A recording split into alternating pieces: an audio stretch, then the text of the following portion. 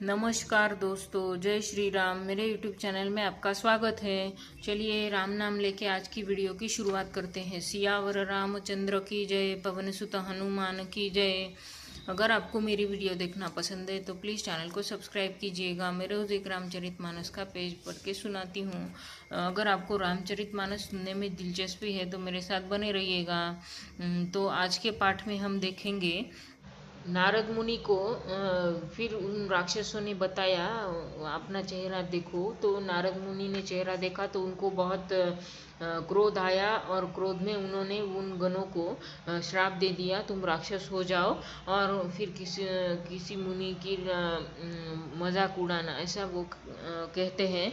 और फिर वो क्रोध में ही भगवान हरि के पास जाते हैं उन्हें पूछने के लिए, आपने ऐसा क्यों किया। तो चलिए देखते हैं आज का रामचरितमानस का पाठ।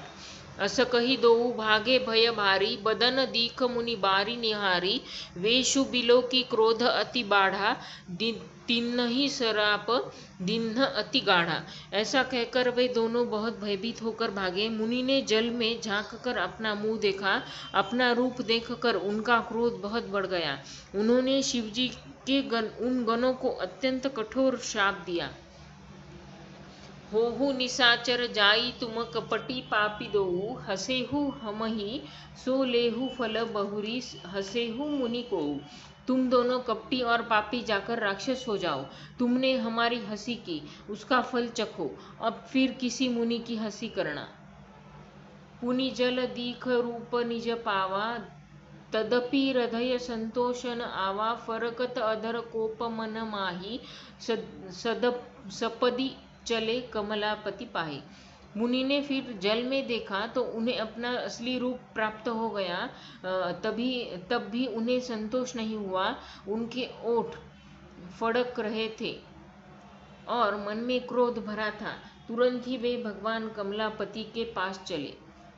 देहऊ श्राप की मरिहऊ जाई, जगत मोरी उपहास कराई। बीच ही पंथ मिले दनुचारी, संग रमा सोई राजकुमारी। मन में सोचते जाते थे, जाकर या तो शाप दूंगा या प्राण दे दूंगा। उन्होंने जगत में मेरी हंसी कराई।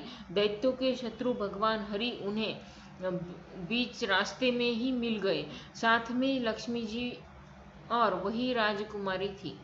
बोले मधुर बचन सुरसाई, मुनि कह चले बिकल की नाई। सुनत बचन उपजा अति क्रोधा, माया बसन रहा मन बोधा। देवताओं के स्वामी भगवान ने मीठी वाणी से कहा, हे मुनि, व्याकुल की तरह कहाँ चले। ये शब्द सुनते ही नारद को बड़ा क्रोध आया। माया के वशीभूत होने के कारण मन में चेत नहीं रहा। पर संपदा सकहु नहीं देखी, तुम्हारे ईर्षा कपट विशेषी। मथत सिंधु रुद्रहि बौरायहु, सुरन्ह प्रेरी विष पान करायहु। मुनि ने कहा, तुम दूसरों की संपदा नहीं देख सकते, तुम्हारे ईर्षा और कपट बहुत है। समुद्र मथते समय तुमने शिवजी को बावला बना दिया और देवताओं को प्रेरित करके उन्हें विषपान कराया। तो आज के लिए इतना ही। आज हमने देखा, पहले तो नारद जी अपना रूप देखकर क्रोध में आ गए और उन्होंने फिर उन शिवजी के गणों को श्राप दे दिया कि तुम जाकर राक्षस हो जाओ। तुमने मेरी हंसी की है तो उसका फल चखो, और मुनि की और फिर कभी मुनि की हंसी करना, ऐसे उन्हें कहा।